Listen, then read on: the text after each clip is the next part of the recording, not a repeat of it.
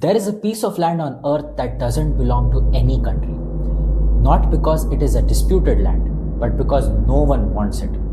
It sits right between two sovereign countries, and both of them actively refuse to claim it, giving it the same status as Antarctica.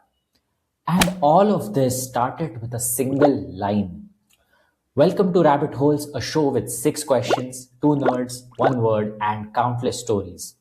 Today, Deven and I bring you 6 stories built around the prompt line and dive deep into where each one of them goes. Trust me, this one goes way out of line. Yes. Heads or tails? Tails. It is heads. Okay. Cool. You So call. I win this time. And I would say you show me your set first today. So I get to attempt the first question. Yep. Cool. So before further ado, we'll start off with the quiz for today. I will share my screen. Let me know once you can see it. So one pro tip for any upcoming quizzers or anyone who's new to quizzing, basically just add 7 to 8 blank slides at the top of your PPT. This helps in a couple of things. One is, obviously when you're in presentation mode, you know that this grid is seen. So if there are any answer slides, anything confidential that you want to reveal towards the end of the PPT, uh, yeah, it doesn't get revealed soon enough. And, like I have some answer slides, and if I wouldn't have put these blank slides, they would be seen and there would be no fun then in attempting. So yeah, do that. That's been one learning that I had. Or another thing is you can just minimize the grid and ensure that the grid is not visible at all. Then it saves you all the effort. Cool. So let's go to Rabbit Hole Season 1, Episode 8 on Ooh, line. Yeah. So nice. upfront, even before we dive into the first question, I put this poster of one of my favorite comedy shows, TV series, improv shows, call it whatever you want. It's called Whose Line Is It Anyway? So since it is online, this is a wonderful start to the episode. So basically, this is a show that is running from 98, 99, has completed so many seasons, has gained so many fans. So what happens is there are four comics who are on stage, four performers. They will be given impromptu suggestions from the audience, or there will be rounds where they have to come up with words or limericks or construct sentences in accordance to each other. And they have to basically create humor of that, and that's, I think, the toughest bit to do, creating humor on the spot, making people laugh at the drop of the hat. Very tough, but these guys are absolute masters of it. So have you seen this show, Anurag? Before we go, like, do you have any knowledge of the show? I have seen clips of it, very less. It's amazing what these people do on this show. Sometimes it's just too funny. That's all I Yeah, can so say. And yeah, this could be Rabbit Hole Recommends segment Rabbit that Hole we were recommends. talking Yeah, about starting. So if you have not yeah. watched Rabbit this, Hole. I have not. So please go. Yes, please do watch it. So definite Rabbit Holes recommendation. So if you just see this poster, these three are the regular ones, or the stalwarts, you can say. So that's Colin Mockery, that's Wayne Brady, and that's Ryan Stiles. Amazing styles they have, actually, a different kind of humor they generate, but very, very like class acts, absolutely top notch. And this is actually Aisha Taylor, or Aisha Tyler, I should say. She's the host. The earlier host, who was there, I think, for 5 to 7 seasons, was Drew Carey. He was also amazing. Aisha also has appeared in one amazing sitcoms. Do you know which one? Very, very popular one. Oh, is it Two Broke Girls?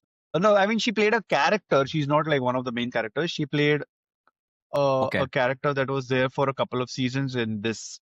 Uh, Okay, I would just say Friends have then. you seen Friends? No, I haven't. Okay. Oh, then it's fine. But for the viewers, so if you've seen Friends, and you definitely might have seen Dr. Charlie. So she played Dr. Charlie in Friends, and yeah, now she's also the host of Whose Line Is It Anyway?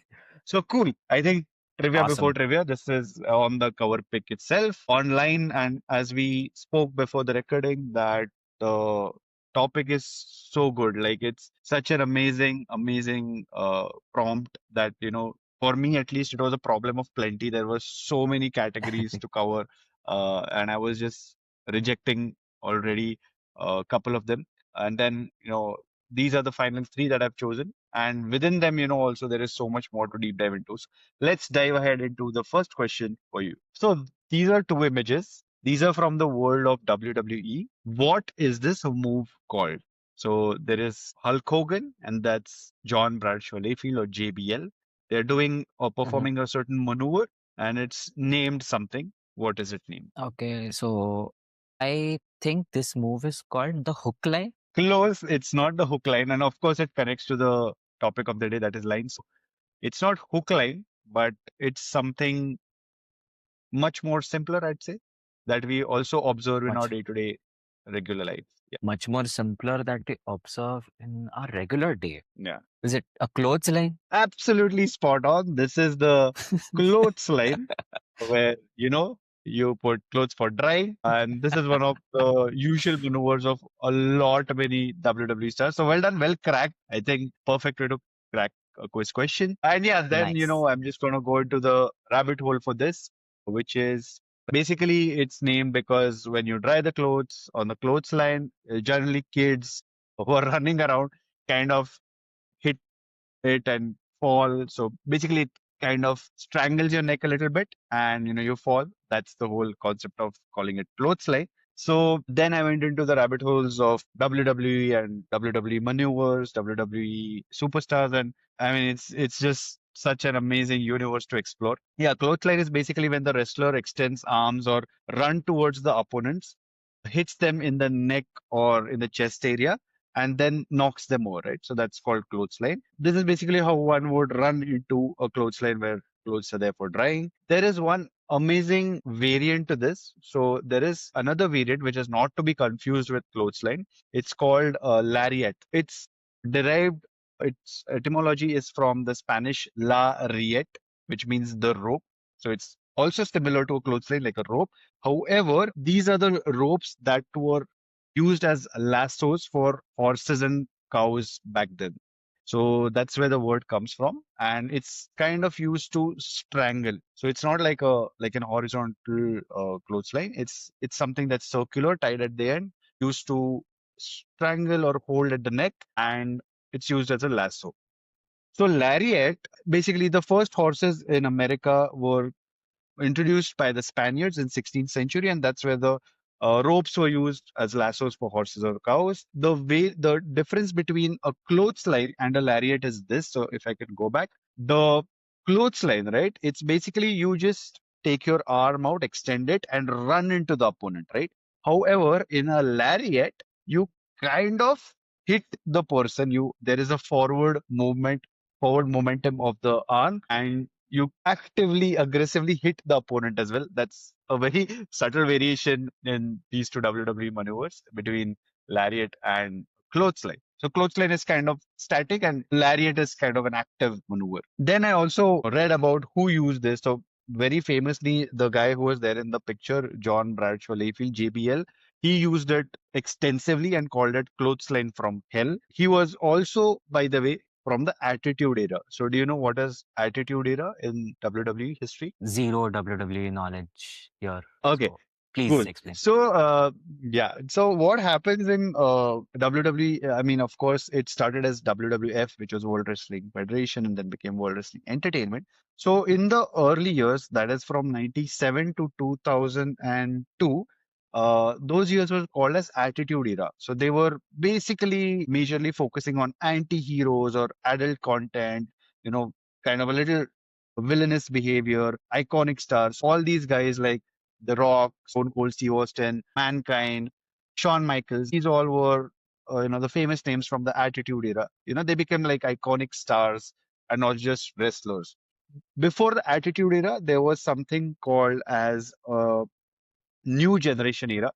And from 97, it was called the Attitude Era. And from 2006 onwards, I think it's called the Ruthless Era. Right. So these are kind of the different stages and phases of World Wrestling Federation or WWE. Right. So now, again, going much deeper into these WWE rabbit holes, I also then opened a page which showed me all the WWE maneuvers that were there, right? And which had interesting names. So obviously it took me hour and a half to go through all of them and get out of that rabbit hole because it was so interesting. And I've been an ardent WWE supporter or follower since my childhood. So very interesting for me to get to know some of the names of these moves, which I did not know of earlier. Some are very basic and usual, like the choke slam or the pile driver or spear or uh, Stone Cold Steve Austin's 316. So all those moves are known, and you can guess from the name what they are, right? But there are some very interesting maneuvers in WWE which are also named after something very peculiar. Like for example, Lariat, how we spoke about, right? So this one is called something Senton. Okay.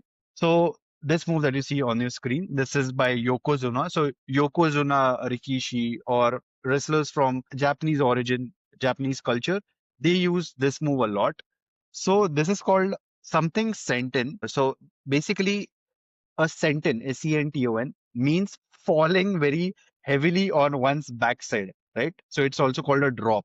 So do you know what word fills the name of this move? So it is something senton dash sentence. What is the word that fills in this move's name? Is it Godzilla? Good guess, not Godzilla. I'll give you a hint. So this is, you're right, this comes from Japanese etymology and Japanese origins. So basically, this term was also used by the kamikaze attackers during the World Oh, War II. This was also a war cry for Japanese soldiers, and it literally means 10,000 years to you or more life to you. It's a one word. mm, mm. Banzai. Banzai. Perfect. This is called the Banzai. Oh, sorry. This is called sentence. So, it's just a wonderful amalgamation of Japanese etymology, Spanish etymology of Senten, and then WWE culture, right? So I just like these crossroads that we're at. Wow. So amazing. And of course, kamikaze in itself means divine wind. So that was the Yeah. battle cry Banzai for the Japanese fighters. And I have one more interesting move for you, which is this. Do you know what this move is called? So basically, on the left, these two are the variations of that move. And this one is performed by Tajiri, who is also a Japanese wrestler or a wrestler from Japan, originally from Japan. And he did this move on the ropes. So, do you want to guess which animal, creature do these moves represent? I am thinking of that yoga pose, the cobra, because of this. So is it like the reverse cobra or something? That's a good guess. Reverse cobra actually is a thing, but that's basically, holding the jaw of the person and Okay. something around the head area. But this is around the leg area, and it has various, it has different variations. Mm, cross-legged one, single-leg one, inverted one, the grapevine one. So, and very famously, Chris Jericho used the move, kind of made very popular by Chris Jericho in late 90s, early 2000s. No idea. It's like a iguana or something. Good guess, but you're on the right track. So the first two are called crabs. Actually, these are called Boston crabs. Again, no points Crabs. for guessing. It's basically due to the posture of the person who's below. So basically, you take their legs and kind of lock it in your arms here and invert them. So that's called a Boston crab, these two. And this one, which is performed on the ropes by Tajiri, it's called the tarantula. So that's the version or variation he introduced. So Oh, yeah, amazing nice. etymology, amazing nomenclature, origins, and Wow. fascinating WWE stories. I think if we have to dedicate an episode entirely for WWE trivia, I am all for it. So these are the rabbit holes I went into, from line to clothesline to different moves like Lariat to Banzai Senton and Boston Crab. Wow. Wow. Yeah. So for all the Naruto fans there, so they would obviously recognize the move Lariat because that was heavily featured in the last few episodes of Naruto. And that's how I also like the first thing that came to my mind when I saw those pictures was the Naruto scene where they used the move Lariat. That's where I knew it from, not being a WWE fan, but all for making an episode. I'll get to learn a lot because seems like they are very creative with their names. True, and again, I did not know that this featured also in Naruto. And for me, again, I'm not a great or a big manga or an anime fan, but I want to be. So again, we can do one episode on Japanese anime manga as well, and learn more about Naruto, One Piece of the world, and Would be Yeah, we really, can have really a interested to know how things are interconnected yeah. that way. But you know what? The Okay, root of this was awesome. my love So for etymology. But that's the basic thing. Like I really love etymology questions and trivia. What is the origin of the word? You know, what are the roots? Which language? We should also do etymology quizzes more. But yeah, let's go to your first question. funny that you say that you love etymology because my first question is on etymology. Wow. Wow, what a great segue. What a great segue. Welcome to my quiz, episode 8 on lines. And like I said, my first question for you is an etymology question. So I'm talking about a particular phrase here. And there is a colorful myth that is attached to this particular phrase, which is like you see in the picture here. There are two sides to this table, and there was some sort of a demarcation there, and it is said that there is this myth says that it was two sword lengths apart in the British parliament to stop quarreling MPs from actually hurting each other. But actually, this phrase might have come from a military terminology. Today, this means to conform to a rule or a standard, like to follow guidelines without a deviation. Interestingly, another linguistic tidbit here is that it is an egg con. Like this particular phrase is an egg con. So what an egg con basically is that it, like how we discussed about the Takete Maluma film phenomena back in our episodes, it's like one word is confused as some other word of a similar sounding, similar spelling ilk, but it also makes sort of sense in this, but it's not the real phrase. So from this much information, what phrase am I talking about? Wow, such a beautifully worded question. And yeah, I would also like to know more about econs. I think once I had heard something uh, that, you know, econs are like Montegrees, but they also make some sense, like you said. So, for example, someone's kid was calling it sunscreen instead of sunscreen. So, sunscreen actually makes sense, right? That's It is yes, yes, sunscreen and it is also sun screaming. So, you know, those are the kind of econs yes. You have got I it had spot heard. on. That's an icon. So cool. Let me attempt this. My first guess was behind enemy lines, like because they are enemies. So those are the lines drawn, Good and that's guess. also a phrase. Good Not guess, behind but enemy lines. not not enemy lines because obviously they are not enemies. They are from the same British Parliament. So that's a big hint, right? Like um, that, and the military terminology might lead you to something. And there are more hints that I can give you about this, but let Hmm. me give that down the line. Pun intended. To follow guidelines without deviation. So you're going straight, hurting each other. So drawn to sword were drawn two sword lengths apart. Two sword. Can you tell me how many words are you looking for in the phrase? It's a three-word phrase. Three-word phrase, three-word idiom, we can say. And colorful myth. Okay. Colorful is Okay, I can not loosely related I to the can. myth Okay. itself. It's basically what I mean is it's erroneously believed that this Okay. was done back in the day. There is no written record or anything of this. You can. First, this phrase, military terminology, it means to conform to a rule or a standard, to follow guidelines without deviation. What phrase are we looking for? Do you Okay. need a hint? Okay, I'll give you a choice of what hint you want to receive here. I Yeah. can give you the egg con hint, or I can also give you the hint of the phrase in action. What hint would you like? I think the econ hint. The econ hint? Okay. So Yeah. the econ here is obviously, like I said, econs are one word in the phrase which can be spelled differently, but the pronunciation is kind of the same. And relating to that, a lot of people think that this phrase comes from boats, ships, or even lorry trucks to who use this particular thing to carry their load. Yeah, I think that should be enough for now. Sorry, to what? Otherwise, it would Carry get their load, is it? to carry their load or to lug something like lorry trucks, right? Okay. They use this sort of a rope to carry attachments behind them, and same with the ships and sailboats and stuff like that. So many people believe that one of the word of this phrase comes from that, but that's not the real thing, and Okay. that's where most people get into this. Very interesting question and like, very beautifully worded. It's like, oh man, I jinxed it. I told I love etymology trivia. Now I'm blanking. No, it's fine. You love trivia, it's fine. You'll Yes. understand. Okay, let me think of phrases I know. So the phrase doesn't necessarily have the word line in it. The line funda is basically the No, I would not say anything. It might or might not. okay.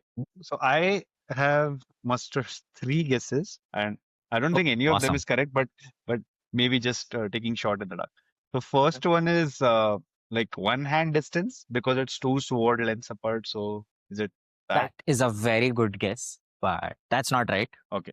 Second guess is law-abiding citizen because you are adhering to standards and guidelines. Again, another good line of thinking. Yeah. I know internally I know these are not right. I'm just taking them off my chest. It's good, it's good. And third one was what was the third one? Okay. I thought about something. Oh, sorry. The third one was I'm blanking on my guess also now. Okay. I need a hint. Okay, sure. Cool. So I'll give you how this phrase came into existence through a military terminology and also through horse racing, right? So in horse racing, they have these ropes to guide the horses to the start point, right? Also in military terminology, when they are doing their exercises or something, they are required to do something in a very orderly fashion at a very specific starting point or a starting line. So if one part of their body is out of this line, it might get them into trouble and stuff like that. So I think on those lines. Oh, think on And those again, lines. Nice. on the phrase contains the word line. So Okay. to clarify your previous doubt. Oh yeah, I remembered my third guess now. Is it a line of control? No, not line of control. But Oh, okay, to make it simpler, I would say think of the military terminology in the lines of if a body part goes out of line, they might face problems. part goes out. And that body So, part is also the econ. okay. So let's say a hand goes out, a head goes out. Okay. Or your leg goes out. Okay, warmer. Leg, I think it's leg. And I It's a part of the leg. Let me say that. You guess the body part, I'll give you the okay, so line is there and some part of leg is there. Oh man. yes. Okay, what? So toes, knees, ankle. Yes, you have it. What toes? It is Toe line. it is the it's the phrase is called to toe the Toe the line. line. Yes, toe the line. Oh man. Yes. Toe the line. Very Never mind. yes, very famously used in political literature or anything to do with parliamentary discussions and stuff like that. But again, all of us, when we hear the phrase, not all of us, like some of you might be tuned into it, but we think of this as toe the line, as in TOW, toe the line, which is the econ here. What basically an econ is that it is a similar sounding phrase, but which also makes logical sense. But in the context, it's actually incorrect. So the military terminology here is that the soldiers were supposed to stand on one line with their toes being checked if they are on the line itself and not one thing behind or ahead. So that was the basis of their formations.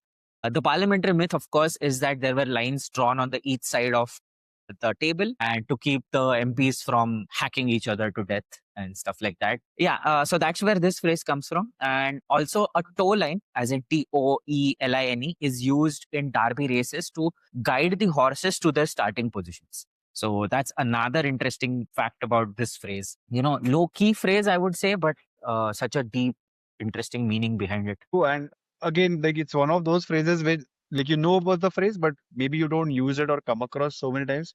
But what a fascinating Exactly. etymology. I didn't know about this and lovely question. And I also love the fact that it's also an econ in a way. So Yes. great funda. Beautiful. Yeah. And the word econ itself is an econ because a lot of people back in the day, of course, when this phrase was coined, wanted to refer to the word acon, ACORN, the nut acon, but ended up mishearing it as an econ. So that's where the mishearing of the words comes from. Some interesting econs I have here is for all intents and purposes is often misheard as all intensive purposes, which somehow also makes sense, but not really. Bated breath is misheard as baited, Baited breath, but it is Bated breath. The word espresso, the coffee, is sometimes misheard as espresso, Expresso, but it is espresso, Espresso. Yeah, and there's a lot of like lip singing is misheard. Lip syncing is the actual thing. Alzheimer's disease is sometimes misheard as old timers disease. So the list goes on and on and on. It's a huge collection. Lovely, yeah. And I mean, again, like our Montegreen's trivia bit, Mhm. this is again lovely, lovely part of that kind of misheard or mispronounced words, linguistic leg. So, for example, like Montegreens, I think econs can be a subset of Montegreens if you think of that, Yeah, because you mishear something and it makes sense in a way, but not completely. In that context, it's wrong, but it also kind of comes close to the meaning of the actual word. absolutely. And Yeah. Montegreens are specifically for songs and they are like proper song lyrics that are misheard. But this Correct. is just one word which you can mishear. So more chances of you having an icon in your life on a day-to-day basis. I would say it's like just the random phrases that you hear are like Abhi, to give somebody a free rein, right? It is actually REIN, rein, as in the rope that you were talking about. That's the free rein that you attach to a horse's mouth.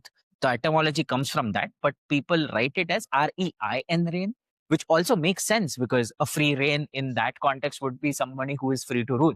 But Correct. again, that's again an icon.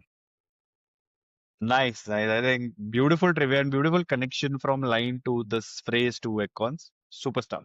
Cool. Let's go Nice. to my second Let's question. I go think to good yes. starts for the set. All right. All right. Let's. Okay. Here's my question two on the topic lines, which is this. So these are three gentlemen and they have some kind of a connection between them. So before I make it very easy for you, after not very easy, but before I give out their names, which may make it easy for you, do you want to guess their names or do you want to just take a shot at the connection basis the prompt of the day, which is light? Okay. My mind don't know if somewhere I feel that I've seen these people. So I want to take a shot saying that are these the people who were tasked to carve out the India-Pakistan border and this guy in the middle was the cartographer and he drew like a random line. So through Lahore and part of the cities were like divided.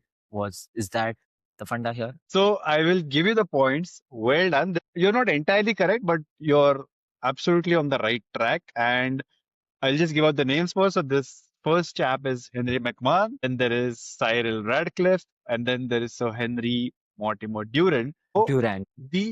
so these three, the connect is that these are or were some of them the dividing lines of India with neighboring countries. So if you see this map, it kind of depicts how they are connected. The first one is the McMahon line, which is the India-China border. It also had Tibetan representatives. It was carved out in 1940. China, of course, disputes it. It's de Yeah. facto, but yeah, it defines the Indo-China border in a sense, how the villages have been distributed. The second one is Radcliffe Line, which was proposed in 1947. So it was done during the partition of India and it forms the border between erstwhile Pakistan, which was Bangladesh. Oh, I'm sorry. Sorry. Okay, so this is the sorry, erstwhile India. Okay, so taking it from the top. So the We are second one rage is baiting, the guys. so second one is the Radcliffe Line, which was carved out Mhm. in 1947. It forms the border between India, Pakistan, Bangladesh. Of course, that time it was East and West Pakistan, and yeah, it also defines like this is the closest that comes to your answer, which is the border between Punjab and Bengal and Pakistan. The last one is the Durand Line, which is the oldest one. It was carved out in 1893. It was between actually the back then the British India and the Emirates of Afghanistan. Currently, it's of course the majority of it is the border between Pakistan and Afghanistan, and also it covers 107 kilometers distance between India and Afghanistan. Yeah. So those are the connect. So that's my connect from line to these lines that divide us Awesome. on maps. I mean, again, these are virtual lines, but very significant in the real world, that they divide people, countries, and cultures. So then the rabbit hole Oh, I went into is this. So the rabbit hole I went into was, what are some of these lines or geographical entities that divide countries and regions and landmarks, and how have they come into being? So I'm just going to name a few of these, and you have to guess what countries or regions that particular line divides, right? So the first one is 17th parallel. So these are obviously the latitudes. So this is the 17th parallel. So do you know what uh, nations, erstwhile nations, it divided? it might be US, Canada. Okay, funny that you say that, because US Canada is there in my in the set up next. So that is the Okay. 49th parallel. So that 14. divides, yeah, it is like 49 degrees north of equator. That divides USA and Canada. This is Oh, so this must be slightly much southern. southern. Yeah. So what, US, Mexico then? No, no, no. You have to go to the Eastern Hemisphere. China, Australia, New Zealand? No, that's southern. Good guess. That's Okay, too I'll give south. it to you. So the 17th parallel divides or divided erstwhile North and South Vietnam. So it was demarcated Vietnam, based right. on the 1954 Geneva Accords, and it became, of Uh, course, irrelevant or defunct after the unification of Vietnam in 76. Cool. The next one is 30 first parallel, which also, so what I 31st. want is, obviously these parallels divide multiple countries and regions, but I'm looking for the Of most course. prominent one. The The 31st one, of specific one. Yeah. correct, also divides exactly the US states of Mississippi and Louisiana, but that's not what I want. It prominently divides two big countries whom usually people often confuse for each other. People confuse for each other. Yeah, at least by the nomenclature, What countries would people confuse because their name is so by their similar, and names? yeah, by the names. The names are so similar sounding. Kyrgyzstan and Kazakhstan? No, shorter, like four-letter country names. Iraq and Iran. Yeah, so 31st parallel Oh, marks the border between Iran and Iraq. That is one. The 38th parallel divides which two countries? This is like kind of, I would say, the most infamous one, because the division is very stark, and it's much more talked about. So what countries are divided by the third? is it somewhere in Europe? No, again, stick to Asia, Middle East. East, yeah, Asia, I would say, yeah. Asia. Southeast Asia. Is this North South Korea? Perfect. This is South and North Korea divided by the Nice. 38th parallel. And the last Nice. one I would say is, again, these are, so we're done with the parallels. So now we will come to something like Durin line or Radcliffe line, which are named after people or things. So there is something called the Maginot line, which was the defensive line between Germany and France. Of Mm. course, was again rendered obsolete after Germany's invasion of France during World War II. Then there is the current line that is there between Poland and Germany, is called the Oder-Neisse line. Pardon my pronunciation. It is based on the rivers Oder and Neisse. So that's named after the rivers. But before this, the actual name for this border was the Hindenburg line, which was Mm. rendered irrelevant after the Treaty of Versailles in 1919. So yeah, these are the lines. There's something called Seifried line, which is the border between France and Germany, which is an extension of the Hindenburg line. And this was on the western front of World War One, and later the Third Reich of the Germany in the 90s. So these are some of the lines and parallels that people drew on maps, and it literally divides land masses as we know them. So that's the Insane. rabbit hole I went into. Wow. Insane. And like just loved guessing these different lines and parallels. And it's just so interesting to me that on paper these are lines. In imagination these are lines. But technically if you just keep walking, Yeah, it's an extensive it's just landmass. one and the There is same. no division. It's In fact, there's no division. yeah, again, I'm not too sure about this fund, and I have to read it up before we put it up and kind of verify it. So there was this landmass, which was, again, the borders were defined by Churchill or again some Brit, and he was in an airplane, and because there was some jerk or something, the demarcation went slightly away from what it should be. The actual landmass got divided basis that Wow. scribble. I mean, I wouldn't be surprised. Yeah. This is such a historical stereotype that, hey, some time back in the day, a Brit used random lines to divide your country and now you are at war. It's such a Yeah, stereotype. true. It's not even funny. Yep, it's true. Cool. All right. So that's my Okay. Q2, and I'm eager to see yours. I was extremely scared when you started with this question that we might have an overlap because This is the one I was scared about when you said yes, geopolitical. yeah, I was scared, and especially I was more scared when you said, "Hey, let us look at all the other different lines are Close there in shave. the world." I'm like, but Close shave. luckily, it is not the same. So let me share my second question Super. with you. Great. Let me I know mean, when you not see. not that we hate overlaps, but it's just that if you can explore six different trivia Yes, bits, six different fun day totally, then it's obviously more the merrier. But of exactly. course, I'm sure even if there's an overlap, we would have our 2 cents to add to it differently. So yeah, Definitely. We don't hate overlaps. We just love different questions. That let's just say true. that. But yes, luckily we don't have an overlap here. But and by sheer coincidence, our topics have aligned. So etymology to etymology. Then the second one is geopolitical divide lines to another geopolitical interesting thing. So my second question to you is the border between Egypt and Sudan. So luckily you didn't mention that anywhere in I your was this rabbit holes. close. Yeah.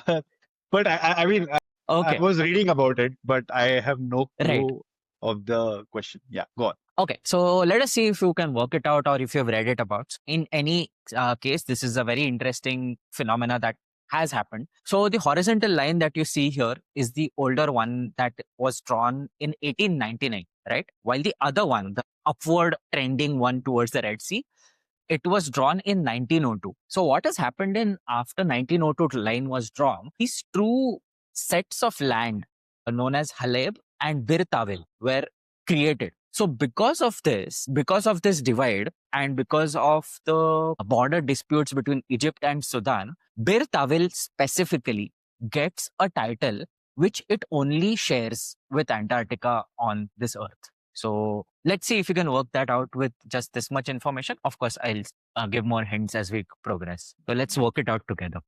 Again, as I said, I was just glancing through the line between Egypt and Sudan, but this I have no clue about that there's a border and that this happened with Bir Tawil and it shares a certain distinction only with Antarctica. So super intriguing funda. Let me try my hand at it. So Egypt claims the original border. They're like, okay. So again, top of my mind, I can think that Antarctica is like a continent, but I'm not sure if this can go to that scale of being a continent. But maybe it can be an unproclaimed land or some landmass which is under no country rule. Wow. What an amazing crack that Whoa! was. That is Crazy. insane. What a crack. So basically this is known as Terra Nullius, which is Latin for nobody's land. And obviously Antarctica is nobody's land. We just have different bases for different countries there. But if you see in the question here, because Sudan claims the 1902 border, what has happened is Bir Tawil goes to Egypt and Haleb goes to Sudan. But 1899 line is claimed by Egypt. So Bir Tawil goes to Sudan and Haleb goes to Egypt. So basically, everyone or both the countries want Haleb Triangle, which is closer to the Red Sea, which is more fertile, which has a larger demographic of population and is just much more resourceful. So both of these countries want this piece of land in their country, whereas no one wants Bir Tawil in their country, which is basically a barren, arid desert with just a few dots of a population strewn here and there. So nobody wants to govern that land, nobody wants to rule it. So it is the only land in the world currently which is not claimed by any country, and they are just not in any rush to claim it within their jurisdiction. So Terra Nullius, Nullius, that is what this thing is called. And yeah, this is a international legal term. It's a very much of a gray matter, and a lot of cases of this being invoked in the history has happened. But currently, just one more example. The third example here is the Croatia Danube border has a few pockets of land which are not claimed by any country. But again, that's under review and that might get solved very, very, very fast. So these are the two prominent, long-lasting ones that are there on this planet. What a crack, but like this was interesting to see you Super. work that out. Yeah, I was just voicing my line of thought, and again, I did not know about my second guess. I was just thinking about the continent, and then it struck me, oh, okay, it's like not under any country or not a proclaimed land per se.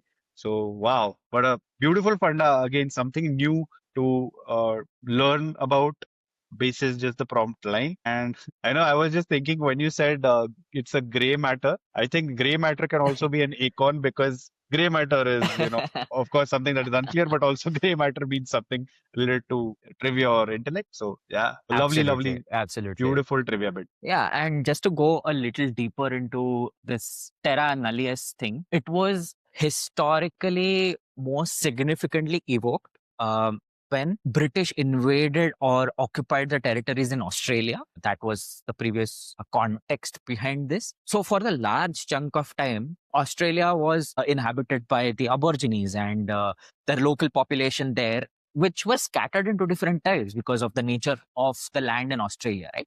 But British just came, set up their own encampments there, and their reasoning behind starting to rule Australia was that it is a terra nullius, which is it's an unoccupied land. There is no claim of anyone here, and so they can just come take a claim for themselves, stake that they are the originals of this particular piece of land, and just start governing that piece of land. And there was this very historic court decision in 1992 called the Mabo court case or the Mabo decision, one of the two, in which the international court claimed that the large-scale evocation of terra nullius does not apply to this particular case in Australia, and thus the British might start coexisting post whenever they landed in Australia, but original inhabitants were the Aborigines. So that is a historic court case when the Aborigines actually regained their status as the originals in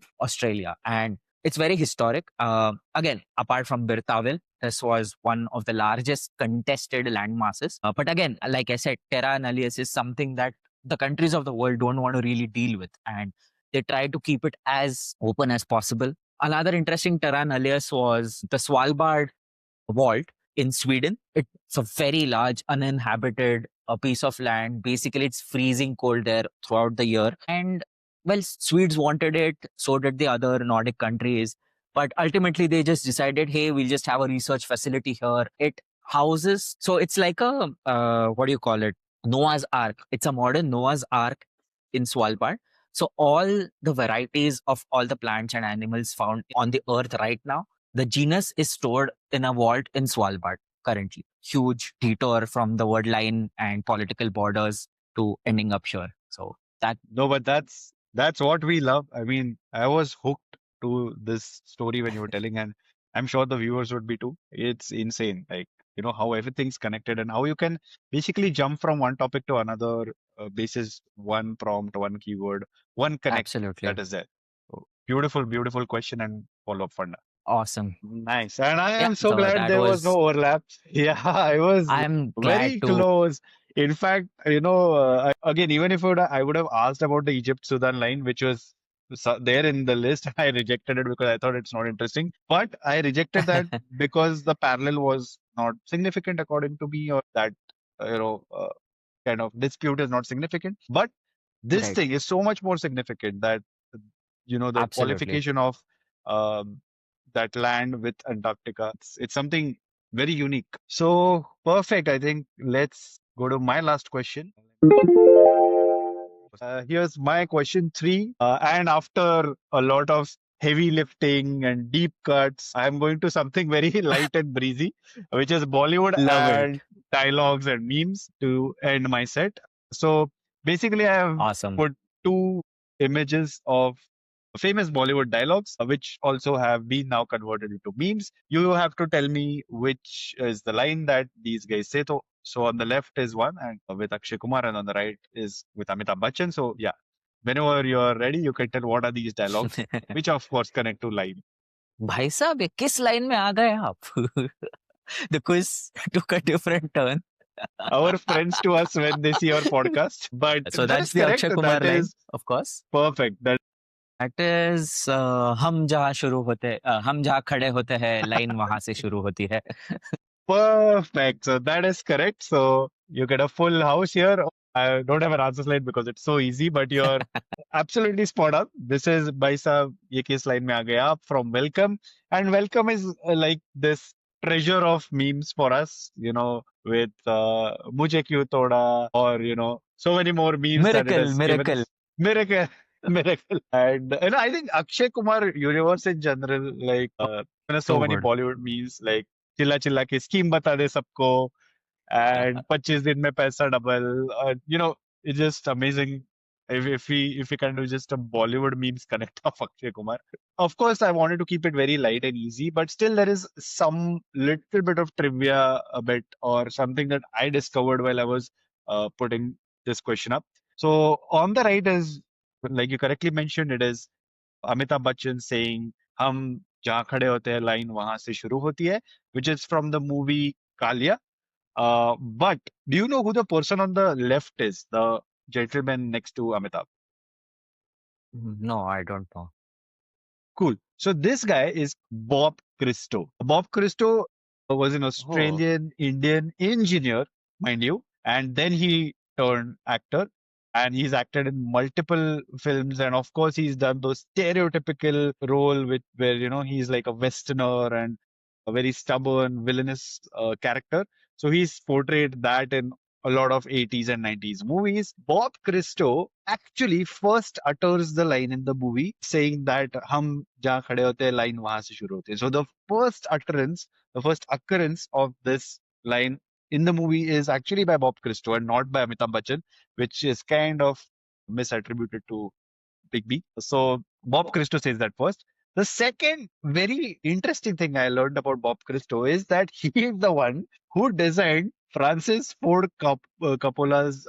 So Bob Christo is the one who designed Francis Ford Coppola's Apocalypse Now set, which is the Jungle Palace. He is the engineer and the what? set designer behind that. It is fascinating how That's many a massive jump.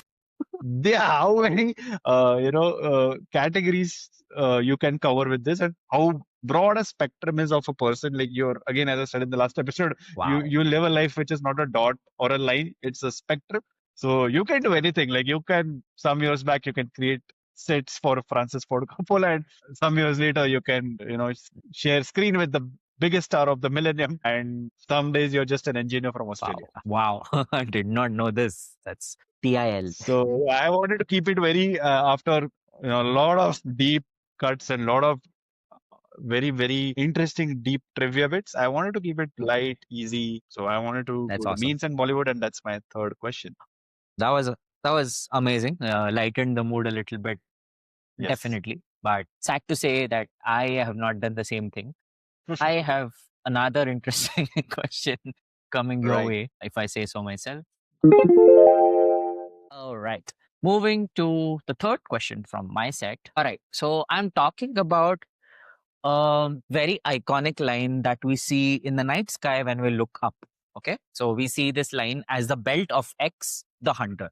However, a fascinating thing is that this particular thing of the hunter is also one of the aspects of Y, which is from a Hindu mythology, right? So it's this particular thing gets superimposed, like Y gets superimposed on X according to Hindu beliefs, and that entirely creates a totally different celestial story. So there is this festival called, the part two of this question is that there is this festival called as Arudra Darshan, which is celebrated mostly in Kerala, Tamil Nadu, in South India around the months of December to January. Basically, what this is that this constellation, Earth and the Moon, form a straight line. They align with each other, again, tying into the theme of the line, and it creates a significant spiritual awakening of X with Y. So simple, I want to identify what is X and Y, and we'll give you more hints as we go along. Cool. Again, very very interesting take uh, online, going celestial and into the space. Very again, I can sense it's a very juicy bit already from Mhm. the question framing. So let me work this out. I have no direct idea about this. So for X, I'm just gonna guess, like, is it Orion? Was he the hunter? Yes, Okay, perfect. yes, that's spot on. So that was the easy part out of the way. Correct. So it's one of the 88 modern recognized constellations. The overarching thing is that we often say that the Hindu mythology predates all of this, and the same constellation we already had in our scriptures back in the day, which is Vaya. So what is Vaya? Cool. Is it? I'm gonna say because it's like bow and arrow or hunting or something related to that. Is it Arjuna? Good guess, good guess. Not Arjuna. It's a Okay. very good guess. Rudra Darshan is a major festival. Okay, okay. During this sacred time, the moon, earth, and X, Y, Orion. So X is still Orion in the Yes. second part as well. Yes, yes, yes. X is Orion. That is completely right. This is still recognized as Orion. And also, we in Hindu mythology and beliefs attribute that as Orion. And as is the case with Hindu religion, that we don't compete with contrasting beliefs, we just absorb them. So it is said that Orion is an avatar of Y, basically. Okay. That's a loosely held belief, if I should Okay. say that. Y is a constellation again. Yes, Y is a constellation. It is also a very prominent figure in Hindu mythology. I mean, focus on the word Arudra Darshan. Like it's a darshan of this particular figure that might lead you to Y. So again, working out from the hint you gave or the direction you gave me, Arudra Darshan. Darshan probably is sighting or seeing something. So that's darshan, viewing something. Rudra is Yes. generally associated with Shiva god. So is it Lord Shiva? Yes, you are there. Rudra is Shiva. So what is Arudra? What is the Arudra form of Shiva? What would you say? Oh, that I don't know. Okay, Rudra is Shiva. Rudra is Just think of different forms of Shiva that you know. Ardhanari. No, what is Okay, not that not particular that? Okay. roop. Okay, I'll give you a hint here. Okay. Yeah.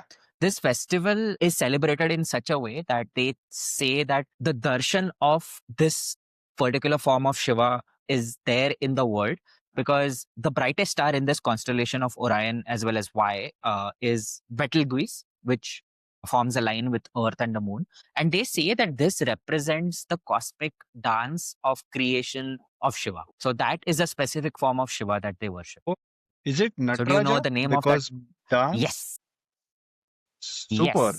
So this is the festival that celebrates the dance form of Shiva, that is the Nataraja form. And the interesting thing here, obviously, is in modern astronomy or astrology or whatever you want to call it, the modern 88 constellations, it's actually Orion the hunter, which is comes from the Greek figures of Orion, his two dogs, the Canis Minor and the Canis Major. And that's the story that portion of the sky tells. But if you translate that into the Hindu myths, it was represented by the Nataraja's dance. And we celebrate that because Betelgeuse star is the brightest in the months of December to January. And that is when the Arudra Darshan festival is being celebrated, which basically is the celebration of this form of Shiva, which is the Ananda Tandava, which is he is very happy and that is why he's dancing. And that is the creation cycle of the universe. That is the significance of this particular festival that's been celebrated. Beautiful, dude. And again, uh, I don't know if a lot of our viewers have experienced this feeling, but when you don't know about something and then you work it out from the hints and then you Absolutely. somehow get it correct after a couple of attempts, it's the best feeling in the world because you're just taking a shot, you're taking a logical guess, and it turns out to be correct. It's the best feeling ever. And thank you for Absolutely. providing our viewers with that feeling. Supremely amazing, Panda. And I am so glad and proud that from line you have taken it to, you extended the line to such an extent that you have covered space and mythology and not just Hindu mythology, Greek myth as well. So super fantastic, Panda. Thank you. Lovely question. Thank you. Thank you. Yeah, yeah. It always fascinated me. Like this concept of the constellations is, I usually try to find any connect that we have to constellation because they're just so ripe with stories. But this particular thing is so close to my heart is, hey, I mean, it's not just the fact that we were here first, or we plotted these stars first, or whatever. It's not just about that competition. It's just the fact that you have your belief as the Orion the hunter, and we have come out and said, as in, it is a form of Shiva. Like Shiva also is represented with the bow and arrow as the hunter figure himself. The dogs are also the consorts of Shiva, that they say. Then there is a deer constellation in that is accompanied with Orion in the night sky. I'll put that up on the screen. In Hindu mythology, it is the demon which is at the feet of Lord Shiva, which he is dancing the Tandava on. So every bit of it has been extrapolated and represented into different myths and different cultures. And they're still not competing with each other, and they're still coexisting. And for me, that is the beauty of just looking up at the stars and drawing lines. And yeah, it's just mind blowing for me. True, true. I mean, cannot agree more. I think these are just perspectives, and perspectives are never right or wrong. Everyone has their own unique perspective. And as you said, there shouldn't be any competition or, any kind of one-upping over each other. It's just coexisting with different takes that you have. Absolutely. Absolutely. And obviously, the significant practical use of this particular thing is one, the festival. We see it and celebrated when it is the brightest. The Betelgeuse star is the brightest. But Orion itself forms the basis of a lot of planetary navigation. So let me just quickly pull up that sheet and read that thing out to you. It's a very useful aid in locating other stars in the night sky. So even if joining the lines in the sky is what we do mentally, technically in the cosmos, they are not really connected. It's just human imagination. But by extending the belt of Orion southeastward, you can locate the star Sirius, which is the brightest star in the sky apart from the sun. Then a line eastward across the shoulder indicates the direction of a star called Procyon. So another star can be located because of that. A line from Rigel, which is a star in the constellation, through Betelgeuse, which is the topmost star in the constellation, points to Castor and Pollux, which are another two important stars for navigation.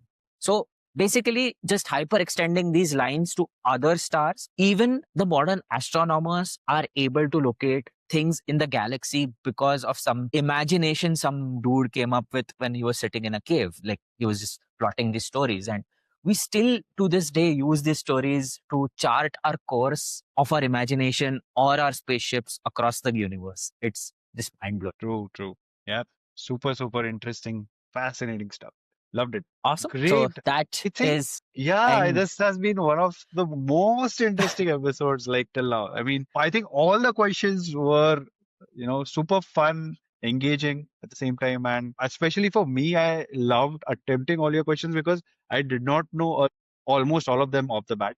I had to work them out. So I was kind of making my way through the maze you had created and love to get at the end of it. yeah, and just the fact that all of those questions you answered by deducing that, and like just being a Sherlock in general, that was like, as a quiz master, it gives me so much joy to see you work through it and get to the answer. It was amazing. Perfect. And I hope the viewers enjoyed it too. And we are Absolutely. at the end of episode 8, and I hope you've been quizzing with us, learning with us, exploring rabbit holes with us. Before we move to the end section, which is picking the word for the next episode, as we always say, stay curious and have a happy new year. Have a happy new year to all the viewers. Stay curious and come down the rabbit holes with us. Do like, share, subscribe. Let us know in the comments which one of these rabbit holes really fascinated you or what you're more excited to read up on. Do connect with us. We'll be happy to connect with you, share some more stories of how we reach to these rabbit holes, and excited to hear basically what more rabbit holes you would have on these words. Yeah, let's move to the picking of the next word. Perfect. Let's go. Okay, our friend random word generator. Oops. Cool. Can you see this? Yes. Okay, so this is the random word generator. This is the site we use. Thank you, randomwordgenerator.com, for providing us with amazing prompts till now. And we need your service again for our 6 random words now. Okay. Oh. There's age, there's spell, shorts, Nice. financial, flu, and merit. Do you like this set, or should we go to the next set, or do you want to take a shot at one of these? I like I like some words on these. I do like some words on these. What about you? Yeah, for me, I think again by method of elimination, flu is out, merit probably is out, financial is out. Age, spell, shorts, still I think that it can cover a lot many domains. But I leave it up to you. What is your hunch? I like spell quite a bit because again, it leads to a lot of mythologies. It might lead to a lot of fictional works. It might lead to a lot of, in general, like the spellings and stuff. So it could be an interesting word to look out. What do you think? Yeah, I mean, totally agreed on that, but I also feel there is a chance of overlaps in this. I feel because we'll go probably to the Okay, same so universe. That's what so I why feel. don't we do this? Why don't we keep spell as a shortlist from this set and we re-roll again for 6 and then we Yes. choose one word from that and we can compare Done. just Let's to give do us this. some So more options. I will generate 6 more random words. Here we go. Okay. This is muscle, admit, quit, waste, formula, Hmm, and community. some These are also interesting words good. here. Quit is nice. I mean, quit is again unlike a line or a camera. It's not an object. It's like an action. So I like that Hmm, about it. It's an act. So there will be a lot many newer things that we can explore with quit.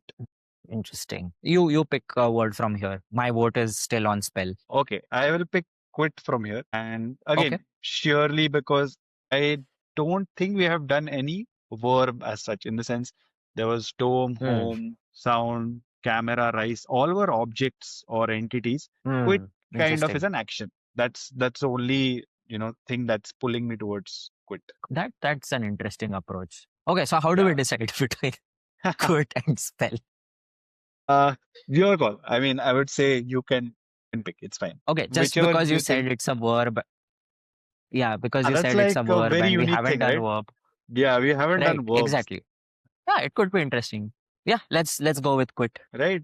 Awesome. So let's do quit as we uh you know As we quit the 2025 year, the yes. last word for this year that we pick is quit. So we will quit 2025 but enter 2026, and of course we are not quitting on Rabbitholes. It's gonna go on for a long time for all you guys. Absolutely. But the word Absolutely. for Rabbitholes episode 9, wow, soon we hit 10. But for now episode 9 is quit. Quit. All right. Awesome. See Thanks you guys guys. next time. Do tune in and let us know in the comments what you like, what you would like to see more of, what you would like to see less of. Any kind of criticism is welcome. And yeah, please connect with us. We're looking to form a close knit community of like minded people who love rabbit holes, quizzing, just talking about stories in general. So there's no bar to entry here. Just come chat with us and we'll be happy to have you. Yes. And till then, this is Devin And this is Anurag signing off. signing off.